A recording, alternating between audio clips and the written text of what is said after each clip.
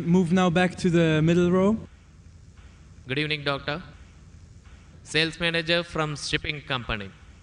Is the hell and paradise are there? How as a common person I believe. I don't believe in any religion. Well, ask the question that, how do I know there's hell and heaven? How will a common man believe? I don't believe in a religion. Brother, what is the definition of religion? Religion is a way of life. How you lead your life. Many people say that, I don't mind, I'm just a human being, I'm born, I will do test and error, and I will know how to lead a life. For example, you go to a forest. You are going to a forest the first time. You don't know whether the fruits are poisonous or not. If you start eating any fruit, you may end up eating a fruit which is poisonous and you may die. What do? You ask an expert. Right or wrong? When you get sick, who do you go to, brother? When you are sick, who do you go to? Why? The doctor is an expert in treating sickness, correct? You can't say, I am a human being, I will treat myself. No. That's what the Quran says in Surah Nahl. The Quran says in Surah Nahl, chapter 16, verse 43, and Surah Anbiya, chapter 20, verse number 7, فَاسْأَلُوا أَهْلِ الذِّكْرِ إِن كُنتُمْ لَا تَعْلَمُونَ. If you don't know, ask the person who is expert. Similarly, to lead a life, we have to ask the expert. Now, who is the expert? Who is the expert? The person who created us. Who created us? It's Almighty God. So, we have to follow the commandment of Almighty God. If you do not believe in Almighty God, you should listen to my video cassette, Is the Quran God's Word? Where I have proved logically and scientifically the existence of Allah subhanahu wa ta'ala. If you are an atheist, are you an atheist, brother? Are you an atheist? Pardon me? Are you an atheist? No. Not an atheist. So what do? Do you believe in God? Actually, I believe in the power. But Fine. That means you believe in God. You want to call it power, you want to call it supernatural, you believe in God. It's like I believe something. Something. You don't know the name. That name is God. You may call it power, you may call it anything. If you don't believe in God, then you listen to my video cassette, Is the Quran God's Word? If you don't know who that power is, yet you listen to my cassette, Is the Quran God's Word? Where I have proven scientifically, undoubtedly, existence of Allah subhanahu wa ta'ala, and the Quran is the word of Almighty God. Now coming to your question, if you say about power, that means you believe in a religion. Because religion by definition, according to Oxford Dictionary, religion means a belief in a supernatural controlling power. Power word is there. That means you believe in a religion. Religion, according to Oxford Dictionary, means a belief in a supernatural controlling power, a personal God or gods that deserve obedience and worship. That means you believe in religion, you don't know the definition of religion. So don't say, I don't believe in religion. Religion is English word, brother. Religion is English word. If you open the Oxford Dictionary, it says, religion means a belief in a superhuman controlling power, and you believe in a power. Or a personal God or God that deserve worship or obedience. To know more about that power, you see my video because it is the Quran God's Word. Now coming to your question, basic question, how will I prove that there is hell and heaven? Now if you hear my video cassette, I have proved many scientific aspects in the Quran. If you use science to the Quran, what we come to know that whatever the Quran has said today, 80% can be proved to be 100% correct scientifically. Quran speaks about various scientific facts, which we came to know recently. It speaks about astronomy, it speaks about the spherical nature of the earth, it speaks about the Big Bang, it speaks about the light of the moon is not its own reflected light, it speaks about the water cycle, it speaks about biology, it speaks about botany, it speaks about zoology, it speaks about embryology, all these things. Now, today is the age of science and technology. If we put this test of science to the Quran, what we come to know, 80% whatever the Quran has said is 100% perfectly correct. The balance 20% is ambiguous. Neither right, neither wrong. Out of the 20%, not even 0.01% has been proved to be wrong by scientific fact. It is ambiguous. So what my logic says, when 80% is 100% correct, and not even 0.01% of the 20% is proved wrong, so my logic says that inshallah, even that 20% will be correct.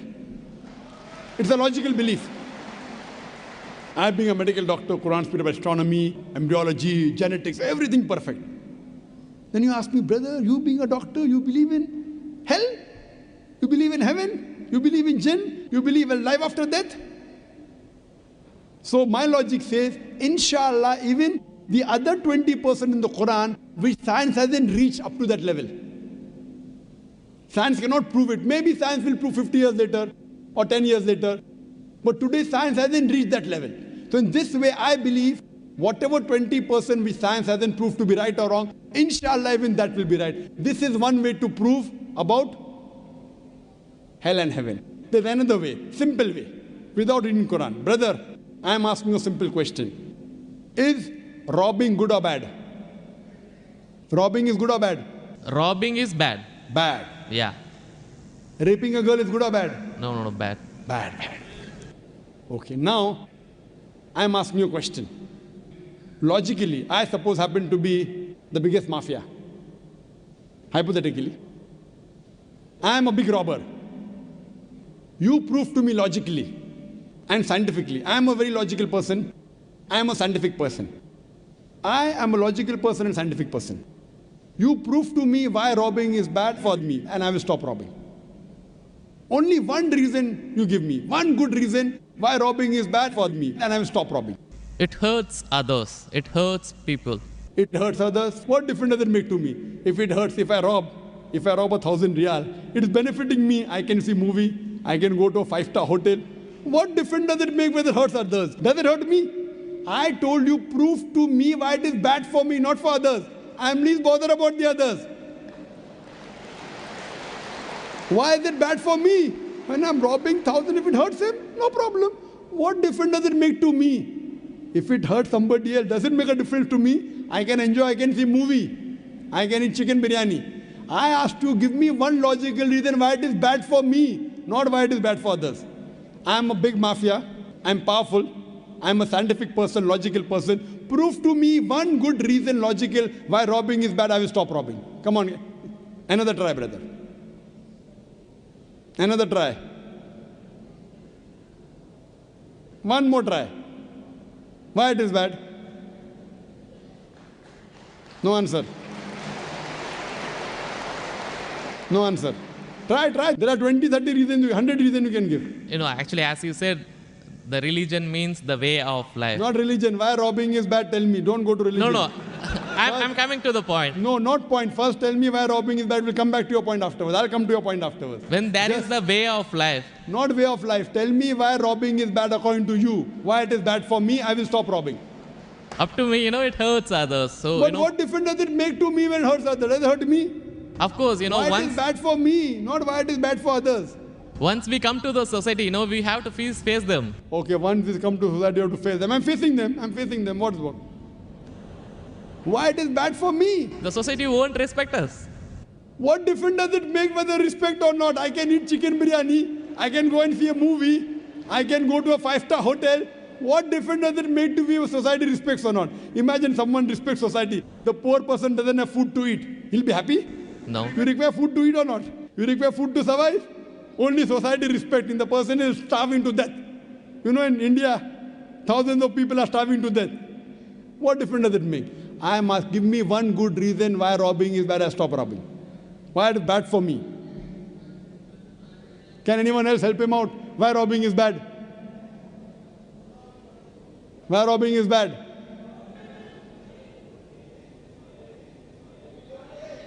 There are various answers. I'll help you out. You may say, police will catch you. Good logical reason. Police will come and catch you. Correct, right or wrong? Correct. But you didn't give the, I'm helping you out. But brother, I told you I'm a powerful mafia. The police is in my pocket. Ministers are in my pocket. Big mafia. See, all the top mafia, the police is in the pocket. They are on my payroll. The police is on my payroll. What will they catch me? Small robber like you should not rob. You will get arrested. I'm a top mafia. The police is on my payroll. Even the ministers are on my payroll. They are in my pocket. So small robber like you should not rob. Big mafia like me can rob. Another reason, I'll help you out. Maybe somebody will come and rob you. Yes. No one can rob me because I've got 100 bodyguards. All of them hiding behind the stage. Bodyguards. Small robber robs, somebody will rob him. No one can rob me because I've got bodyguards. Hundreds of bodyguards with AK-47. So logically, you cannot prove at all why robbing is bad. With all your science and technology, you cannot prove robbing is bad. So shall I take it in that way? It is to make people fear that, if you do wrong things, then when you die. What wrong thing? Where is robbing wrong? First you prove it is wrong, na? Where is robbing wrong? You haven't proved to me robbing is wrong. When you prove robbing is wrong, then you can say don't do wrong things, na? Therefore, what is good, what is right, you require a creator to tell you. You require a doctor to tell you what food is good, what food is bad. This fruit is poisonous, this is healthy for you. Apple is healthy for you, wild berries are poisonous for you. A doctor tells you. There's no better doctor than Allah subhanahu wa ta'ala. Logically speaking, brother, that mafia has got bodyguards. No one can harm him. And believe me, there are many examples. He dies a very comfortable death.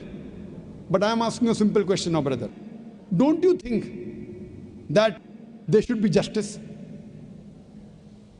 Brother? Yes. Justice. Someone should punish him or not? Law is there. But the law cannot punish every human being here. Why? There are many mafias in Italy. There are many underworld people in India. And the law can't do anything to them. The law is in their pocket. But yet, you as a common man, don't you think you should be punished? Raping is good or bad? There are many people who rape. They rape the girls. No, nothing. The law cannot catch them. So don't you think he should be punished? Yes or no? Yes. But there are many people you see in this world who are big mafias. They die comfortable, that they are rich, they are millionaires. There should be some justice. The reply is given by Creator. Surah Al-Imran, chapter number 3, verse number 185. Allah says, Kullu nafsin zaikatul maut. Every soul shall have a taste of death. But the final recompense will be on the day of judgment. This life is just mere chattels of deception. If there is no life after death, this life is of injustice. What we say, that the total justice would be on the day of judgment. Our Creator Almighty God will give justice. I tell the person, fine, you may be a big robber. For example, you are that mafia, now I am a Muslim. No one can harm you. Police is in your pocket. Then I ask you, justice is required. Yes. If someone robs you, no one can rob you, agree. But don't you feel there should be justice? There are many robbers, there are many evils, there are many criminals who go scot-free. Unless there is life after death, you cannot prove robbing is bad. You cannot prove raping is bad. Unless there is life after death, no humanity, no book on humanity, no Mother Teresa, no Mahatma Gandhi can prove robbing is bad without the concept of life after death. Because I am asking you a question. Hitler. History tells us Hitler incinerated 6 million Jews. How many Jews? 6 million. 6 million. Suppose the law catches Hitler. What punishment can you give Hitler so that you can compensate for he has burnt 6 million Jews alive? Can you give him any punishment? Brother. We have to put him in jail till his life death. Okay, will it be equivalent to burning 6 million Jews? Is burning better or putting in jail better? It's burning is, of course. So maximum you can do is burn him alive. But that will be equal to 1 out of 6 million. What about the remaining 5,999,999 people? What about that? What justice is your Lord going to do? But the Quran says in Surah Nisa, chapter number 4, verse number 56, as to those who reject our signs, we shall cast them in the hellfire, and as often as the skins are roasted, we shall give them fresh skin so that they shall feel the pain. If Hitler killed 6 million Jews, Allah says he can put him into hellfire and give him fresh skin again. 6 million times Allah can burn him. Not here, in the hereafter, in the hell. So only way I can prevent Hitler from killing 6 million Jews is tell him that here you kill 6 million Jews, Allah will burn you 12 million times in the hereafter. You can't give him that thing here.